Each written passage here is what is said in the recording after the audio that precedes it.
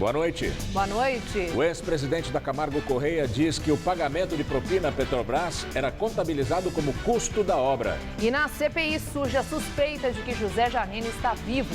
Será pedida a exumação do corpo sepultado. A violência dentro de escolas públicas paulistas é cada vez mais frequente.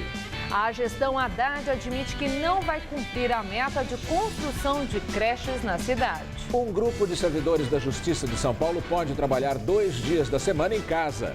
E com a chegada do frio, a Prefeitura paulistana começa a levar moradores de rua para os centros de acolhida.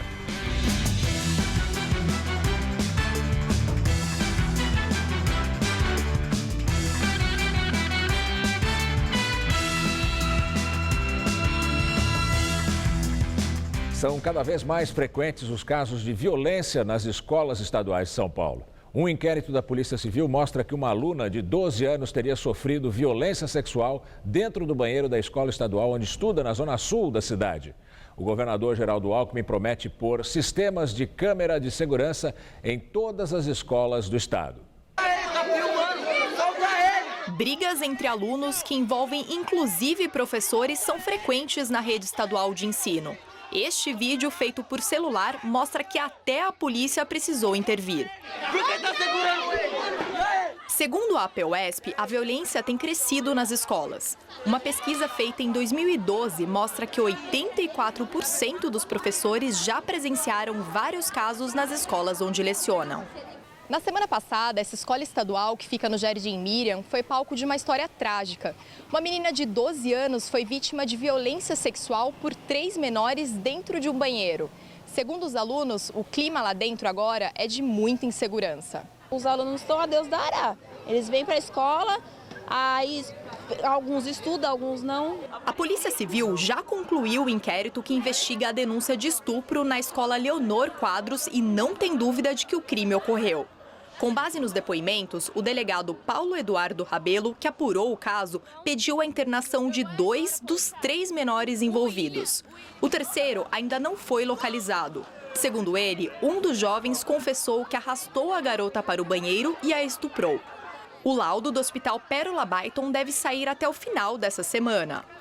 Débora, mãe de 2 alunas que estudam na mesma escola, está com medo de mandar as filhas para a aula. Já aconteceu morte, já está tendo droga, então o que falta mais acontecer para ter mais segurança na escola? Fica difícil, a gente fica preocupado. Se não tem segurança dentro da escola, como que faz? Como que a gente vai deixar nossos filhos estudar numa escola assim? Nós estamos procurando com que todas as escolas tenham câmeras de vídeo, você tenha todo o sistema de gravação interna, vou até verificar se essa escola tem todo o sistema de câmera de vídeo. Bruna é jornalista e mora no bairro. Ela diz que quando o caso aconteceu, a diretora da escola lhe pediu ajuda. Eu sou ex-aluna aqui, eu estudei da 5ª à 6ª série, de 97 a 98. Eu estava dormindo em casa, quando a diretora me ligou, e ela sabe que eu eu trabalho um pouco com a polícia aqui de São Paulo. Ela me ligou, imediatamente eu consegui vir uma equipe da polícia aqui e simplesmente levou a menina para o hospital para fazer o corpo de delito, fazer um exame para ver consultado se ela teve alguma doença do estupro. E infelizmente a menina vai ser transferida, não vai estudar mais aqui, e os 2 meninos também não. Essa aluna diz que a escola não comenta nada sobre o assunto. Eles falam que não tem como a menina ter ficado 1 hora dentro do banheiro e ninguém ter entrado. A Secretaria Estadual da Educação afirma que a Diretoria Regional de Ensino acionou imediatamente depois do caso os pais dos estudantes envolvidos, o Conselho Tutelar e também a Vara da Infância e da Juventude. O texto dessa nota da Secretaria da Educação diz que a unidade tem 7 agentes de organização escolar, responsáveis por zelar pelo bem-estar dos alunos e pela estrutura física da escola, além de auxiliar na manutenção da disciplina. Entre hoje e amanhã, especialistas do Brasil e do mundo participam em São Paulo do 1º Seminário Internacional Cultura da Violência contra as Mulheres. Organizado pelo Instituto Vladimir Herzog e o Instituto Patrícia Galvão, o seminário reúne mais de 20 especialistas em defesa dos direitos da mulher de diversos países, entre eles Argentina, Costa Rica, México, Inglaterra e Estados Unidos. O objetivo é provocar um debate inédito e estimular um pacto global de não tolerância à violência contra as mulheres. Uma pesquisa da agência É Nós Inteligência Jovem, feita com meninas de de 14 a 24 anos sobre violência contra as mulheres e a desigualdade de gênero revela que 90% das mulheres ouvidas que vivem nas periferias brasileiras afirmam ter deixado de frequentar espaços públicos e de usar determinadas roupas por medo da violência. 86% das entrevistadas afirmam que não se reconhecem e não se consideram representadas pela mídia. O estudo completo será divulgado no seminário que vai até amanhã no Sesc Pinheiros. Com a aproximação do inverno, a Prefeitura de São Paulo diz que tem um plano para encaminhar moradores de rua para os 71 centros de acolhida da capital. Nesta época de frio, as calçadas ficam assim, cheias de cobertores. Não à toa, é nesse início de inverno que começam a lotar os abrigos. E foi pensando nisso que a Prefeitura de São Paulo iniciou nesta semana um plano de contingência para tirar do frio os moradores de rua. Com o frio, a gente percebe mais busca pelas vagas, sim. Este abrigo na Bela Vista, centro de São Paulo, é bastante concorrido o ano todo. Quando chega o frio, então, mesmo com a concorrência, hoje a Viviane conseguiu ficar. Aqui tem banho quentinho, tem uma comida bem gostosa, né? Graças a Deus. E logo ela, que no passado perdeu um pedaço do pulmão devido a uma pneumonia causada exatamente pelo frio que passa na rua. De acordo com o censo 2015 da FIPE, a Fundação Instituto de Pesquisas Econômicas, há 15.905 pessoas em situação de rua em São Paulo. E pouco mais da metade delas é atendida pelos 71 abrigos da capital. A estimativa da Prefeitura hoje é de que haja, no total, 11 mil vagas disponíveis. Ou seja, não tem lugar para todo mundo. A Prefeitura garante que, em situações de emergência, dá um jeito. Quando do esgotamento das vagas na rede em situação de risco, né, por conta do frio, a gente abre os alojamentos de emergência em parceria com a Defesa Civil. Então, neste período, assim, o que a gente preserva é a vida. Mas a poucas quadras desse abrigo que a gente mostrou, tem muita gente que não é procurada e aí não tem para onde ir. Eles têm que dormir aqui na rua. A Juliana, pelo menos que a gente encontrou, está indo lá para o abrigo, não é, Juliana? Sim, estou indo para lá. Consegui a vaga pelo Tenda, da 9 de julho, estou em situação de rua tem mais ou menos uns 3 meses. E, assim, eles estão me dando um suporte muito bom, tanto judicial quanto assim, dormir, para comer. Estou tendo um suporte bem legal. A Juliana vai, mas gente como o Cleiton fica. Passar aqui mesmo é difícil, eles passar na rua assim, esse horário. Como tá frio, eles podiam estar passando, né, para levar a gente para um albergue, mas é muito cheio, nós não tem paciência. Sofrer com o frio é rotina também para este casal, que está junto há 8 anos e mora na calçada da rua Santo Antônio há 3. É só o lençol, 1, 2, 3, 4 camadas de papelão, só. E o lençol e uma cobertinha só para cobrir fininha. O mês de maio está mais frio que o habitual aqui em São Paulo. Segundo o Instituto Nacional de Meteorologia, a média da temperatura ficou 1 grau abaixo do esperado para esta época do ano. E esse frio deve continuar durante esta noite. A partir de amanhã, porém, esquenta um pouquinho à tarde e não deve chover. Vamos aos detalhes da previsão com Luciana Magalhães. A quinta-feira será de tempo firme na maior parte do Brasil. O avanço de uma grande massa de ar seco enfraquece as instabilidades, deixando o tempo firme com sol entre nuvens, mas sem chuva. Desde o Rio Grande do Sul, passando pelo leste do Mato Grosso até o centro-sul do Piauí.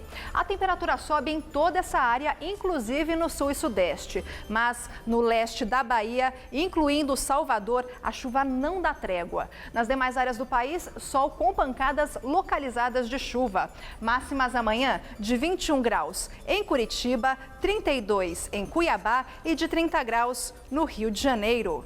Em São Paulo, o tempo fica firme em todo o estado graças ao ar seco. O sol predomina, a temperatura sobe à tarde, mas as madrugadas e as manhãs continuam um pouco frias. No centro-oeste, a máxima sobe para os 25 graus em Marília. No centro-norte, máxima amanhã de 26 graus em Bauru e também em Barretos. E no litoral, volta a fazer calor em Santos, que terá máxima de 27 graus. Na capital paulista, o sol ganha força nos próximos dias e as temperaturas sobem à tarde. Máxima de 25 graus amanhã e 26 na sexta e também no sábado.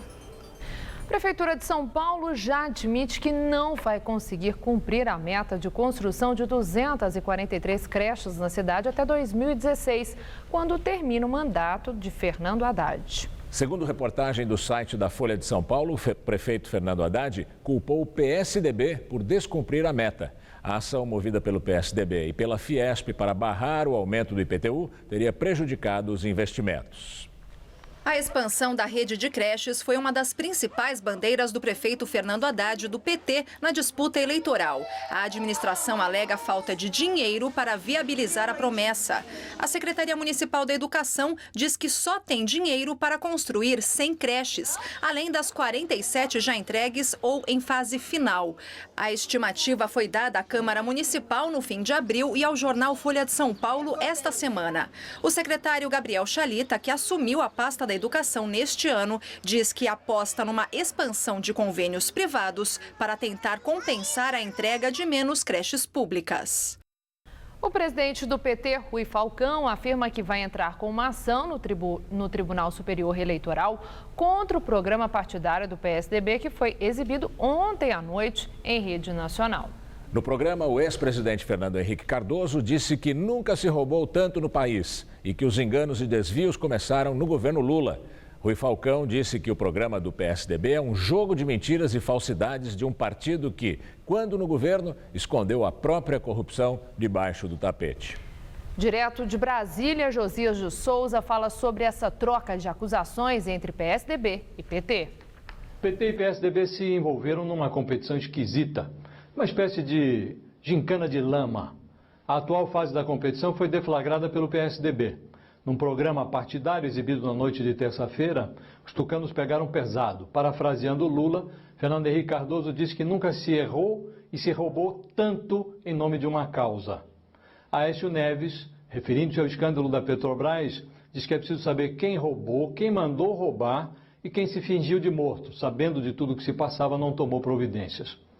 O PT se sentiu caluniado e informou hoje que vai recorrer contra os tucanos à Justiça Eleitoral. Numa nota, o presidente do PT, Rui Falcão, disse que os tucanos acusam o PT para esconder as suas próprias ilicitudes. E ele se muniu de baldes de lama e jogou também sobre os tucanos. Rui Falcão citou o mensalão tucano de Minas Gerais, citou o cartel dos trens e do metrô de São Paulo, citou os 10 milhões de reais que Sérgio Guerra, ex-presidente do PSDB já morto, teria recebido em propinas na Petrobras, e citou também a última denúncia de um auditor fiscal lá do Paraná, que diz ter dado 2 milhões em verbas de má origem, verbas sujas, para a campanha do governador tucano Beto Richa. A esse ponto chegou a política brasileira. Os dois maiores partidos do país, os dois principais partidos que se revezam no poder federal há mais de duas décadas, se acusam mutuamente de corrupção. E a plateia observa e tem a impressão de que ambos têm razão. É como se dois gambás tivessem entrado no ringue. Não importa quem vai vencer a briga. Sabe-se de antemão que o vencedor vai sair cheirando mal. Boa noite. O presidente da CPI da Petrobras, Hugo Mota, do PMDB da Paraíba, vai pedir a exumação do corpo do ex-deputado José Janene, do PP. Ele morreu em 2010. Segundo Mota, a viúva de Janene teria dito a ele que não viu o corpo do marido após a morte e que o caixão estava lacrado. Agora há pouco, Estael Fernanda Janene classificou a possibilidade de exumação de absurda. Janene, que foi réu na ação do mensalão petista, foi apontado pelo doleiro Alberto Youssef e pelo ex-diretor de abastecimento da Petrobras, Paulo Roberto Costa, como o principal operador dos desvios da Petrobras mediante pagamento de propina. Mota disse que vai apresentar um requerimento pedindo a exumação. O pedido ainda não tem data para ser votado pela CPI. Em depoimento à CPI da Petrobras, ex-presidente da Camargo Correia, Danton Avancini, diz que o pagamento de propina era contabilizado no balanço da empreiteira como custo da obra. A Vancini está em prisão domiciliar e foi autorizado pelo juiz Sérgio Moro a comparecer à CPI. O empreiteiro fez acordo de delação premiada com a Justiça. Segundo ele, as propinas pagas a diretores da Petrobras eram contabilizadas como despesas na planilha de custos dos projetos. Ele disse que isso era feito contabilmente como pagamentos a empresas de fachada ou serviços de consultoria, e que a Camargo Correia não usa Caixa 2. De acordo com ele, a propina poderia ser caracterizada como superfaturamento, porque já havia previsão de pagamento desses valores dentro do orçamento da obra. Ele disse ainda que a Camargo Correia pagava propina mesmo em projetos com prejuízo. Quanto isso é complexo e envolve contrato a contrato. Tivemos casos desse tipo. E nem por isso esses agentes deixaram de querer cobrar valores indevidos desses contratos. Ou seja, é um caso em que saiu 100%, né, da companhia. Absolutamente não. O que o projeto gerou não foi capaz sequer de pagar o que havia de exigência por parte desses agentes públicos. O empreiteiro também falou que o repasse às diretorias da estatal era assunto restrito dentro da Camargo Correia e que só alguns diretores sabiam da prática. A Vancini disse ainda que está profundamente arrependido pelos atos. O Ministério Público Federal determina uma série de diligências para apurar se o ex-presidente Lula praticou o tráfico internacional de influência para beneficiar a construtora Odebrecht. O procedimento faz parte da apuração preliminar contra Lula. Segundo o despacho da procuradora Mirela de Carvalho Aguiar, o Instituto Lula, o BNDES e a Odebrecht terão que dar informações sobre as viagens de Lula entre 2011 e 2014 a vários países em que a empreiteira tem obras financiadas pelo Banco Público. Lula vai ter que explicar ainda quanto recebeu para fazer essas viagens ao exterior e qual é a justificativa para os pagamentos. Odebrecht, o ex-presidente e o BNDES negam qualquer irregularidade. Servidores do Tribunal de Justiça de São Paulo poderão trabalhar 2 dias da semana em casa. Com o home office, o tribunal espera aumentar a produtividade e dar mais qualidade de vida aos funcionários. É neste ambiente tranquilo, na sala de casa, que Paulo vinha trabalhando nos últimos 6 meses. Pelo menos 2 vezes por semana, o escrevente não precisava ir ao fórum e fazia o seu próprio horário. Ele gostou da experiência. Acho que tive um ganho profissional, porque eu ganhei em qualidade de vida, ganhei fugindo do trânsito, do transporte. Eu tenho um ambiente voltado só para mim, não tem pessoas questionando, perguntando, me interrompendo. Então, 1 hora, 60 minutos corresponde a muito mais trabalho do que 60 minutos no local de origem. O chamado home office foi regulamentado pelo Tribunal de Justiça e será válido para os escreventes técnicos judiciários que atuam com processos digitais e que tenham iniciado na função há mais de 1 ano. Para participar do teletrabalho, o servidor terá também que dispor em casa de infraestrutura física e tecnológica necessárias para realizar as tarefas. Os servidores poderão trabalhar em casa apenas 2 dias na semana. Nas segundas e sextas-feiras, a presença aqui no fórum será obrigatória e nem todos poderão ficar fora ao mesmo tempo. A norma estabelece um limite de até 20% do pessoal de cada unidade. Na capital, trabalham cerca de 13 mil escreventes. Um funcionário que vai ter essa tranquilidade, 1 ou 2 que estão em tranquilidade hoje, poder trabalhar mais, mas eu compenso isso com os demais fazendo atendimento. A ideia de maneira nenhuma é depreciar qualquer das atividades do cartório. A autorização para atuar na residência vai valer por até 1 ano e um grupo do tribunal ficará responsável por acompanhar e avaliar se o trabalho alternativo está funcionando a contento. Os escreventes deverão cumprir uma meta de desempenho. Terão de atingir uma produtividade no mínimo 15% superior à demonstrada quando presentes no tribunal. Os resultados apresentados no projeto piloto, realizado no ano passado, surpreenderam. A gente chegou a uma média, o dobro disso, mais de 30% de aumento de desempenho nos dias em que o funcionário trabalhou remotamente. Em alguns casos, nós chegamos a 100%. O funcionário conseguiu dobrar a quantidade de trabalho que produzia. No No dia 29 de novembro, o município de Rio Verde, em Goiás, será o primeiro do país a ter o sinal de TV analógico totalmente desligado. A transição para o sistema digital vai ocorrer de forma gradativa, com o término do processo marcado para novembro de 2018. A TV Gazeta, uma das primeiras a transmitir a sua programação em HD, já se prepara para informar seus telespectadores sobre as mudanças. A vida em alta resolução. 2 letrinhas que fazem toda a diferença. Você vê principalmente a perfeição na qualificação dos pixels, né? Apaga a luz, dá uma imagem como se estivesse no cinema. Bem moderna, né? Uma visão assim bem clara, nítida, é ótimo. A transmissão em alta resolução no Brasil começou em 2007. A mudança obrigou a maioria das emissoras a adaptar os equipamentos de captação e exibição do novo formato. Hoje, alguns televisores já vêm de fábrica com um decoder para exibição em HD. Já as que não vêm com esse aparelhinho, e principalmente as TVs de tubo, precisam de um conversor digital avulso para que a imagem do HD seja perceptível. Preste atenção nesta data, 29 de novembro de 2015. A partir deste dia, a televisão brasileira entrará em uma nova era. É quando o sistema analógico será pouco a pouco substituído e de vez pelo sistema digital. Primeiro, o sinal será cortado no município goiano de Rio Verde, cidade modelo do projeto. Depois, no ano que vem, em Brasília, nas outras capitais e só depois nos municípios menores. A previsão é que até 2018 o sistema analógico seja totalmente desligado do território nacional.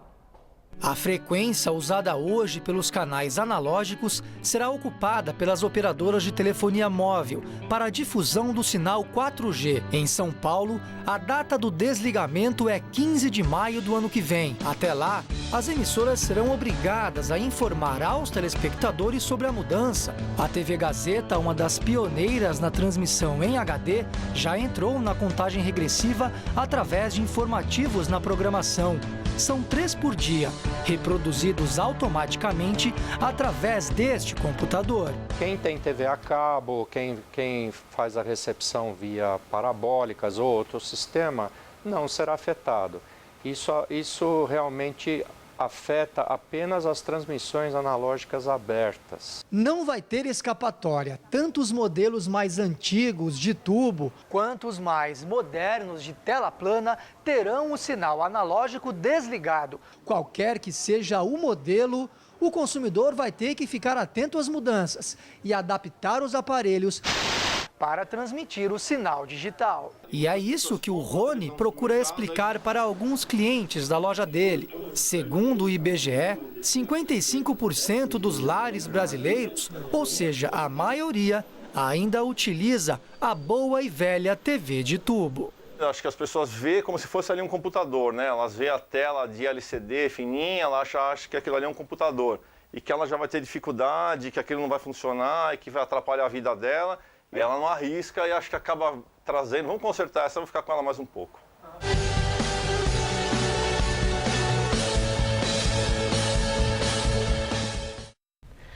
Amanhã vamos mostrar que o governo federal planeja distribuir conversores de TV digital para participantes do programa Bolsa Família. Para quem pretende comprar o aparelho, os preços variam de R$ 100 a R$ 150 na região central de São Paulo. A presidente Dilma Rousseff sancionou hoje o Marco da Biodiversidade.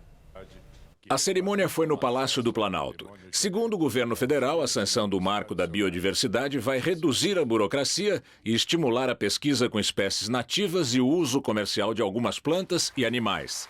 Na prática, o texto estabelece normas para a exploração da biodiversidade. Conseguimos elaborar uma legislação que combina a nossa capacidade de desenvolver, de incluir as pessoas nesse desenvolvimento e gerar inovação a partir de pesquisa em ciência e tecnologia. Na verdade, esse é mais do que qualquer coisa, é um modelo. Por isso, eu quero dizer aos senhores que criar esse ambiente favorável a que tudo isso ocorra é algo fundamental. O texto tem causado discussão. Ambientalistas e movimentos sociais acreditam que o projeto vai privilegiar empresas e diminuir a proteção dos povos indígenas e sua cultura. O Senado discute neste momento o texto que prevê alterações do seguro-desemprego. O texto torna mais rigoroso o acesso ao benefício. Mais cedo, manifestantes da força sindical que acompanhavam a votação das galerias jogaram notas falsas de dinheiro no plenário. O presidente da casa, Renan Calheiros, pediu que as galerias fossem esvaziadas. O texto, que já foi aprovado na Câmara, faz parte do pacote de ajuste fiscal do governo federal e enfrenta resistência da oposição. 2 senadores do PT se posicionaram contra a medida. O setor de serviços registrou crescimento de 6,1% em março. A comparação foi feita com o mesmo período de 2014. É o maior crescimento desde setembro do ano passado, segundo o IBGE, que divulgou o dado hoje. O Instituto diz que o bom resultado foi influenciado pelos setores de transportes e serviços de informação e comunicação. E agora vamos ao comentário de economia com Vinícius Torres Freire. Está na hora de renegociar o aluguel, principalmente o aluguel de casa, mas também o da loja, do escritório, do consultório. A recessão bateu feio no mercado imobiliário e os preços estão caindo. Desde agosto do ano passado, os preços dos aluguéis residenciais novos estão subindo menos que a inflação medida pelo IGPM. Isso quer dizer que, na verdade, em termos reais, descontada a inflação, na média o preço de alugar uma casa para morar está caindo em São Paulo. A crise não aparece apenas nos aluguéis. As vendas de imóveis novos em São Paulo continuam despencando cerca de 30% em relação ao ano passado. As associações das empresas de construção e crédito imobiliário acreditam que o crédito novo para compra de imóveis não deve crescer neste ano. Em resumo, há mais oferta do que procura, logo os preços têm de cair. Se o preço do aluguel novo está caindo, o preço do aluguel de contrato antigo pode cair também. O que se pode fazer de mais simples é renegociar o aluguel na data do reajuste, mas a coisa pode ir mais longe. Para começar, claro, é o caso de fazer uma pesquisa de preços nas redondezas ou regiões similares. Se existirem oportunidades, vale a pena fazer uma proposta de renegociação do contrato, mesmo antes do vencimento, argumentando que há opções mais baratas para alugar. Vai colar? Pode ser que sim, pois os imóveis estão ficando vagos por mais tempo, sem ninguém para alugar. Imóvel parado, sem inquilino, é prejuízo grande. Logo, se você é um bom pagador, existem chances de que o dono do imóvel prefira que você continue nele, mesmo pagando um reajuste menor que a inflação. Para renegociar, leve em conta que o preço dos aluguéis novos subiu apenas 1,5% nos 12 meses até abril. Nesse período, a inflação medida pelo IGPM subiu 3,6%. Esse é, em geral, o índice que serve de base para reajustar os aluguéis.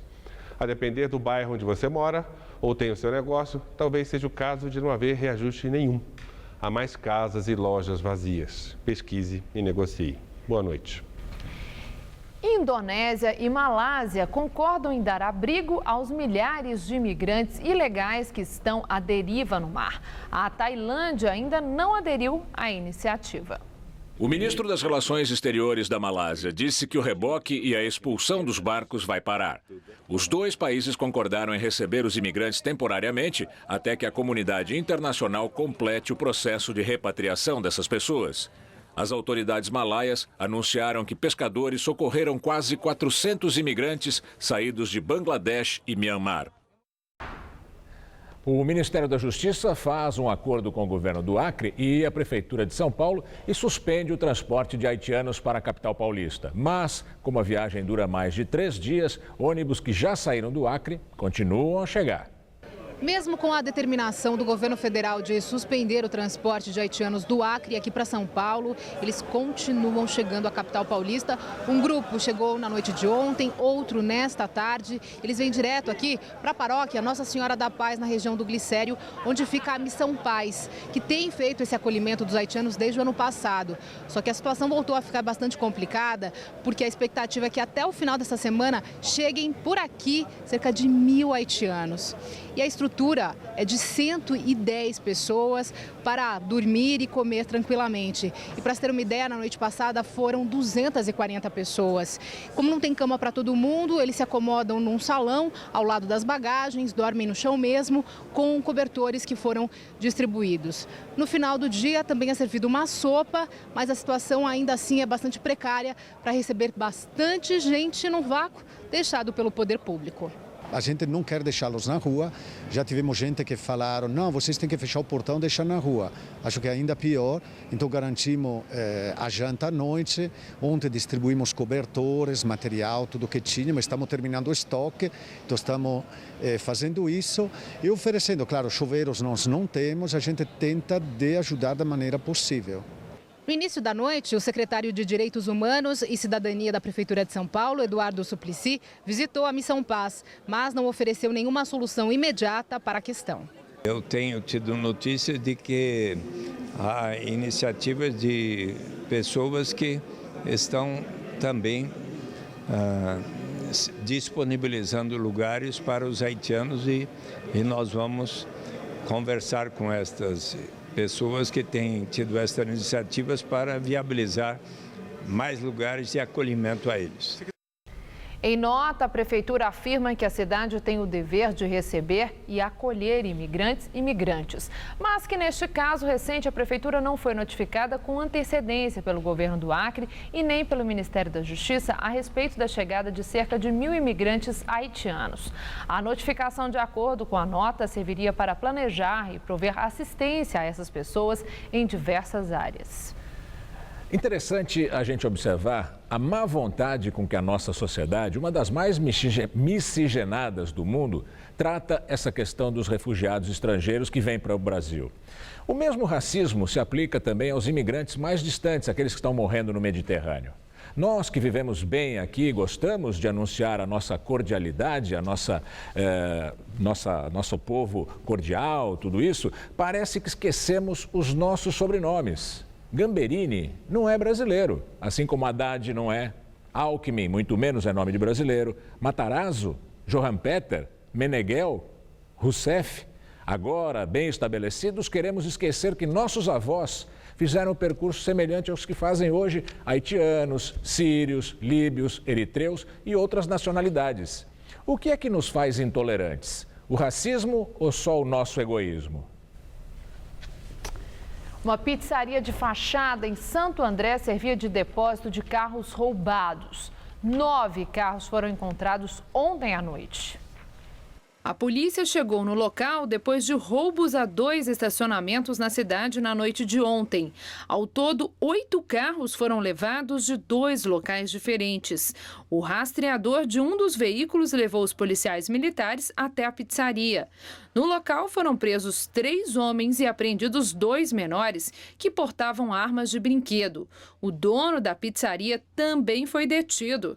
No local também havia outro veículo roubado dias antes. A suposta pizzaria tinha um pequeno espaço para atendimento, mas não possuía produtos suficientes para se manter funcionando, o que reforçou a suspeita dos policiais.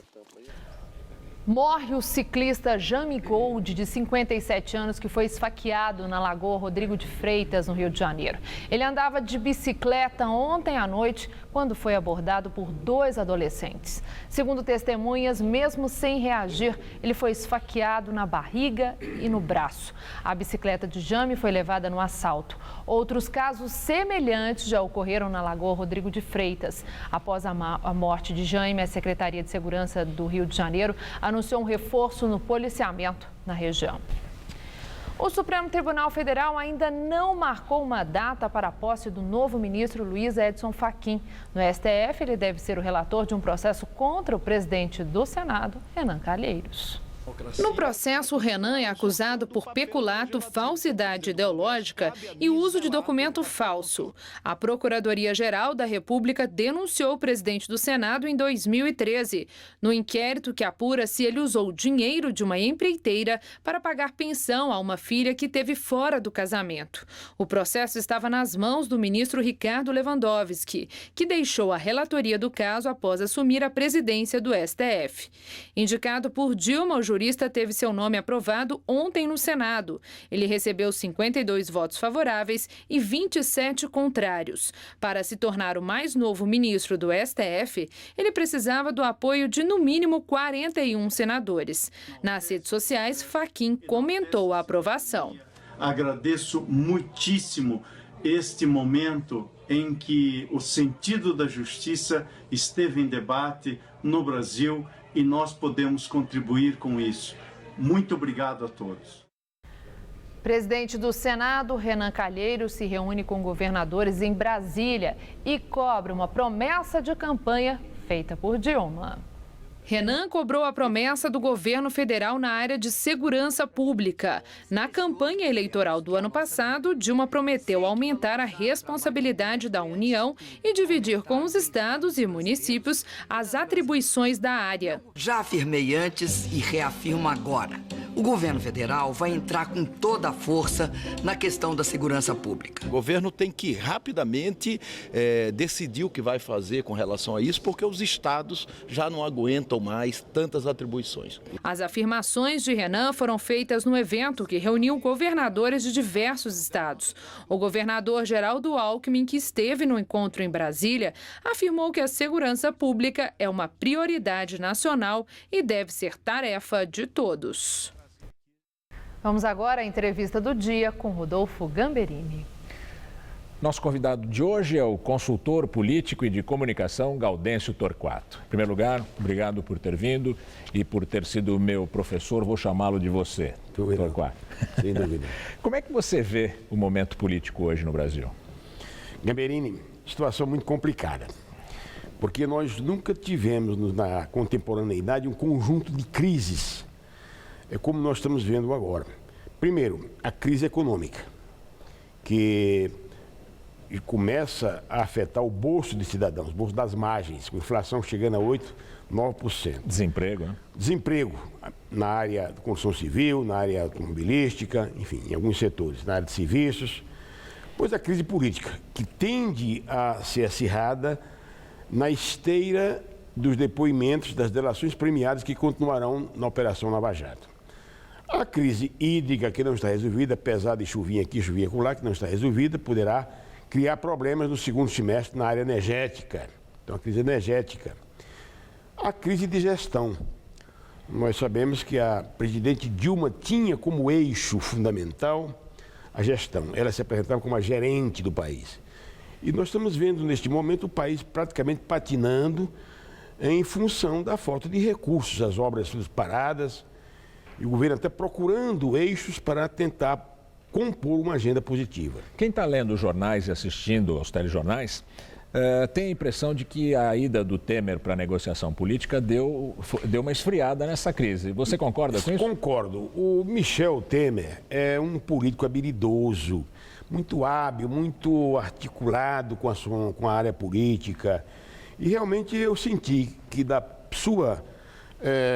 seu ingresso na área da articulação política, houve um arrefecimento na frente do chamado impeachment da presidente. Quer dizer, esse assunto praticamente está sendo amortecido. Então, em função do trabalho do Michel.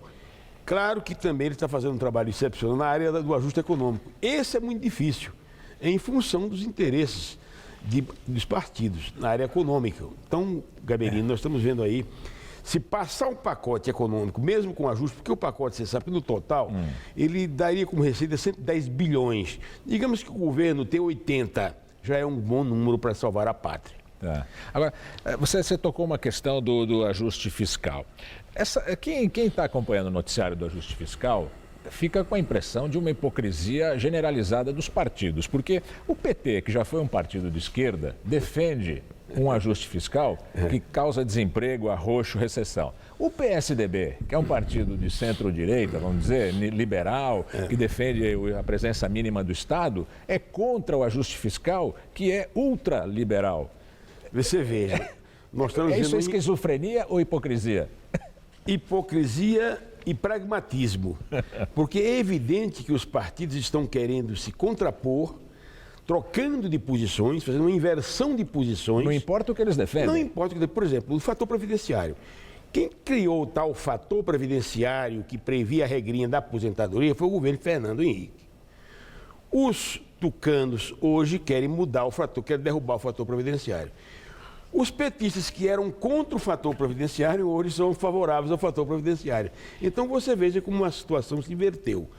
Política, eleições, derrubar o outro, poder pelo poder. Então, exatamente, você vê que os políticos pensam só neles. Essa distância dos políticos, dos partidos, das instituições, da sociedade, tem uma razão muito clara de existir. Gamerindo, eu venho notando nos últimos anos um afastamento cada vez maior entre a sociedade e a esfera política. Um vazio imenso por conta da descrença. Todos os políticos, indistintamente, até dos partidos radicais, na ponta radical de esquerda e direita, eles estão sendo colocados no saco das maldades, ninguém acredita mais neles, são ladrões, segundo as margens. Claro que tem políticos muito bons, muito sérios. Claro. Muito sérios. Mas o povão, as massas, se distanciaram em função dos escândalos. É um escândalo atrás do outro. Então, esses escândalos vão, de uma certa forma, fazendo com que a sociedade não creia mais nos políticos e até não creia nas instituições. Infelizmente, isso é muito ruim. Agora, então, você tocou uma questão que leva para a reforma política. Isso. É necessária uma reforma política. Agora, os políticos vão fazer a reforma para eles? Pois é, esse é um absurdo. Esse é um drama, esse é o dilema. A sociedade, digamos assim, não aguenta mais a velha política, quer que os novos costumes sejam implantados. Mas como implantar se eles vão querer dar um tiro no pé? Porque, então, veja bem, vejamos aí, por exemplo, coligação proporcional, que é a regra de hoje. Né? Uhum. Há uma proposta para se acabar com a coligação proporcional e se colocar o voto majoritário com o distritão. Muito bem. Há muita dificuldade de fazer isso porque muitos hoje são carregados pela coligação proporcional. Claro. Difícil de aprovar o outro método. Financiamento de campanha. Então, queremos clareza, transparência. Né? Mas os deputados e senadores deverão aprovar o financiamento misto nos temas que existe hoje. Então é muito difícil, Gamerindo, conciliar a defesa da coletividade nacional com a defesa pessoal. Esse é o dilema. Agora, nós falamos aqui bastante mal dos partidos. É possível democracia sem partido? Não. A democracia repousa nas instituições políticas. E as instituições políticas são partidos políticos que representam o pensamento da sociedade. Partido é parcela, parte da sociedade, de pensamento da sociedade. E ideias diferentes, né? É diferente. Agora, nós não podemos ter também 50 partidos, porque nós não temos 50 visões partidárias ideológicas na sociedade. Agora, não mais do que 5 ou 6. Como é que nós vamos chegar a ter partidos de fato representantes do que a sociedade pensa? Um partido de direita, 2 partidos ali no centro, um de centro-direita, um partido de esquerda e um de extrema esquerda, vamos dizer. É exatamente esse o espectro. Como é que nós vamos chegar a isso? Você colocou o espectro ideológico, é exatamente essa. Mas como é que nós vamos chegar a isso? Como chegar? Sociedade organizada pressionando a área política. Nunca a sociedade brasileira esteve tão organizada como nos últimos tempos. Uma miríade de entidades, sindicatos, associações, movimentos, pressionando o Congresso. Queremos isso. Eu vejo que a sociedade brasileira está querendo mais racional, mais lógica. Você é otimista? O voto está saindo do coração para a cabeça, felizmente. Felizmente otimista. Eu sou otimista. E é otimista? O Brasil vai sair melhor do que vai mais limpo, mais transparente. Acredito nisso. Tá bem. Esperamos que você esteja certo. Obrigado, Torquato, pela entrevista. Obrigado, Gamerindo. E boa noite, né? Claro. Estela. As bicicletas cargueiras são muito utilizadas nas ciclovias e calçadões do centro da cidade. Cada entregador chega a percorrer até 40 quilômetros por dia nesse serviço. Veja na videoreportagem de Renata Falzoni.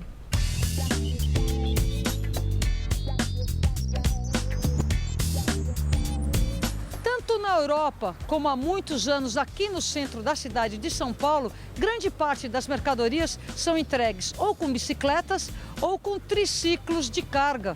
Com isso, existe uma redução comprovada do uso de utilitários movidos a gasolina ou diesel para a entrega dessas mercadorias. Por causa do trânsito aqui no centro, né? E é bem prático, bicicleta, né? Uma que a gente faz exercício e trabalha, né? Mercadorias mais comuns são pão, água, outras bebidas e carne. Dependendo das entregas, 50, 70 quilos, mais ou menos. A gente faz várias viagens, né? Quando termina as entregas e volta para pegar mais, o pão tem que ser fresco, né? Não pode pegar o pão toda uma vez. O senhor pedala uma média de quantos quilômetros por dia fazendo esse circuito? Eu acho que uns 35 a 40 quilômetros, mais ou menos.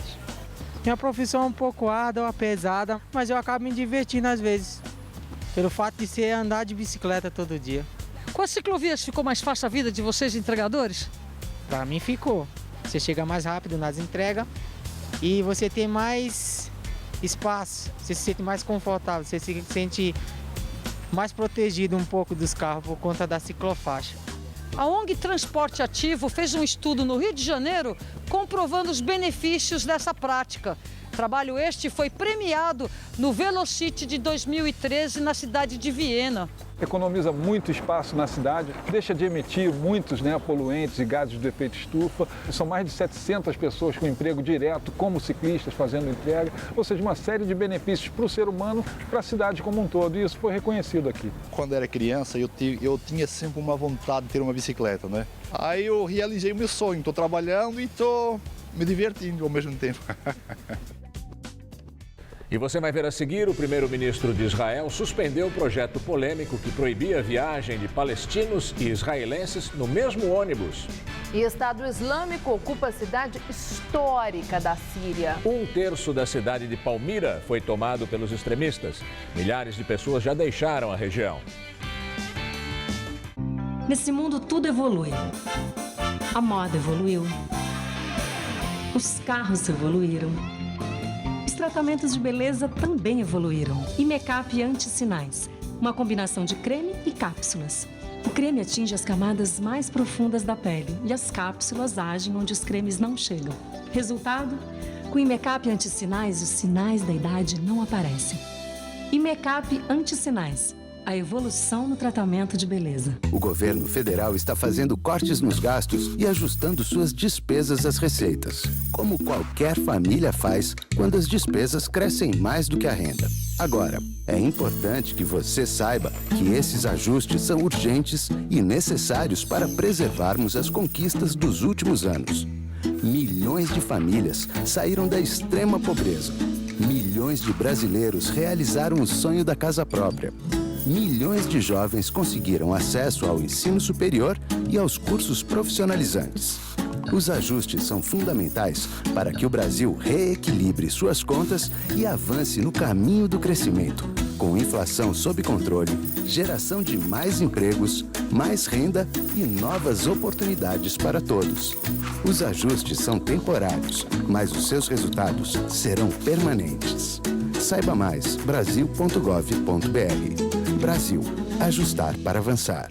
Se você quer estudar jornalismo, relações públicas, publicidade e propaganda ou rádio, TV e internet, a Faculdade Casper Liber é o seu lugar. Quer conhecer? Eu te levo! Aqui a gente aprende na sala de aula e também em laboratórios de rádio, fotografia, edição de imagens e estúdios de TV. Você também pode colaborar em revistas, sites, programas de TV e rádio laboratoriais. E tem oportunidade de estágio dentro da Fundação Casper Libero. São mais de 60 anos de tradição numa localização incrível. Faculdade Casper Libero, formando os melhores profissionais da comunicação. Quer saber mais? Acesse nosso site.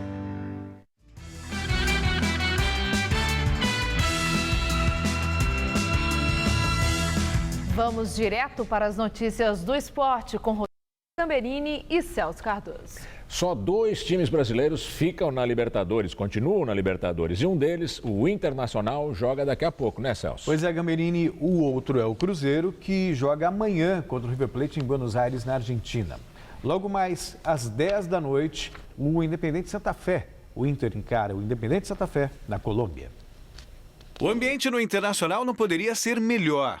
Ontem à noite, a equipe gaúcha chegou tranquila em Bogotá e nem mesmo a altitude de 2.600 metros da capital colombiana parece assustar os comandados de Diego Aguirre. Para o jogo de logo mais às 10 da noite contra o Santa Fé, o treinador uruguaio é firme. Otimismo não deve ser confundido com favoritismo. Para mim não é favorito, todos têm chance nesta etapa Para mí, el respeto para todos los adversarios y todos tienen las mismas posibilidades. Muitos times que eram favoritos já não estão. Então, eu não gosto de falar de favoritos. Mas hoje à noite, a tranquilidade do Inter será colocada à prova. Além de um time organizado e forte na bola parada, o Colorado tem pela frente a panela de pressão do estádio El Campín. Inter tem que fazer um bom jogo, tentar continuar fazendo o que vem fazendo até agora e tentar, já digo, jogar, ter boa pressão, superar as dificuldades que vamos a ter, sobretudo no começo do jogo. Celso, como é que são esses jogos aí do Cruzeiro e... Eu acho que o Cruzeiro tem um adversário mais difícil.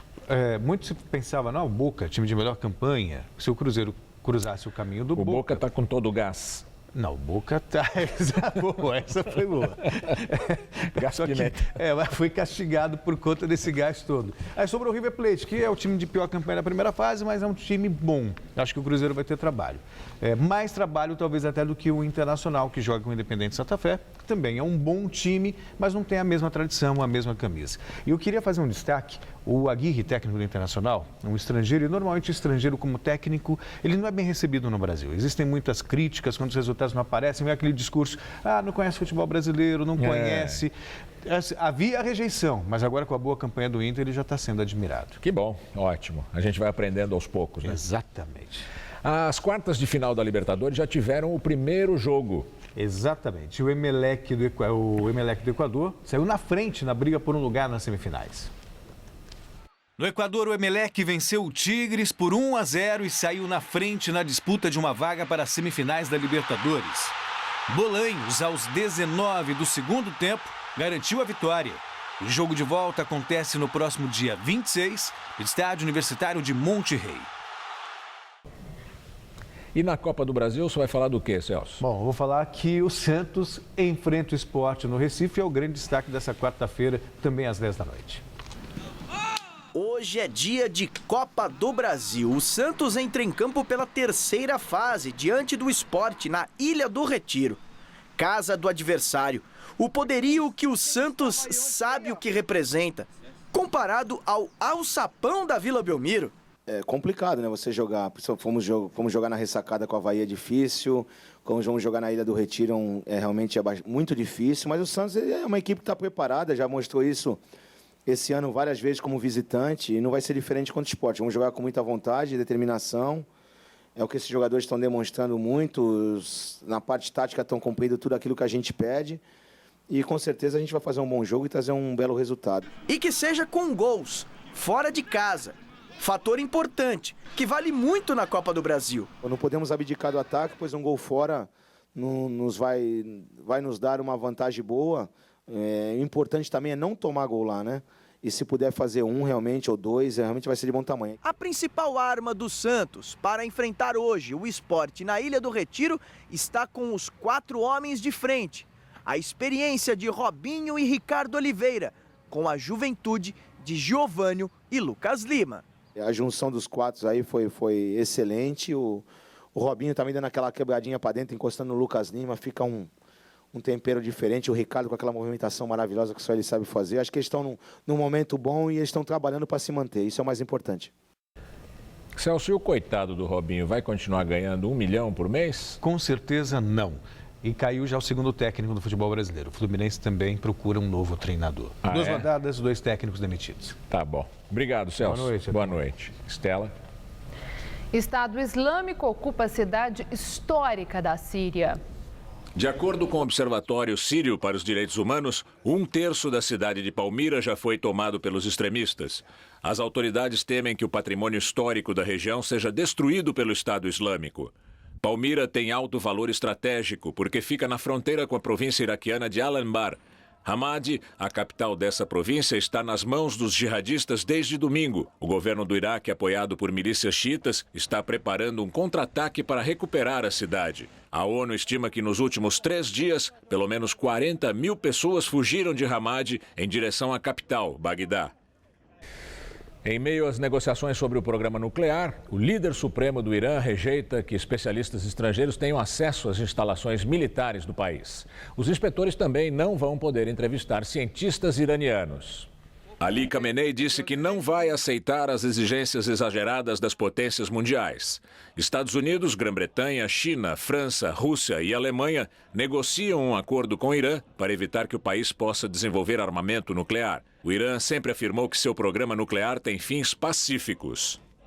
Primeiro-ministro de Israel, Benjamin Netanyahu, suspende projeto que proibia que palestinos viajassem nos mesmos ônibus que israelenses. A medida absurda havia sido anunciada poucas horas antes pelo ministro da Defesa de Israel. A oposição e grupos de direitos humanos criticaram o projeto, alegando que ele é racista.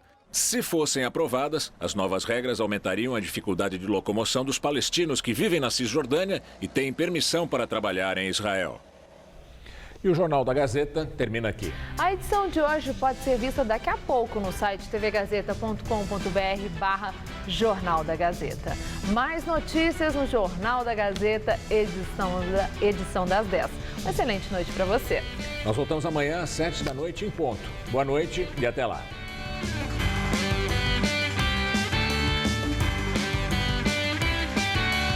A apresentadora Sabrina Parlatore visita uma tribo indígena. Hoje, 11h30 da noite no Eu Nunca.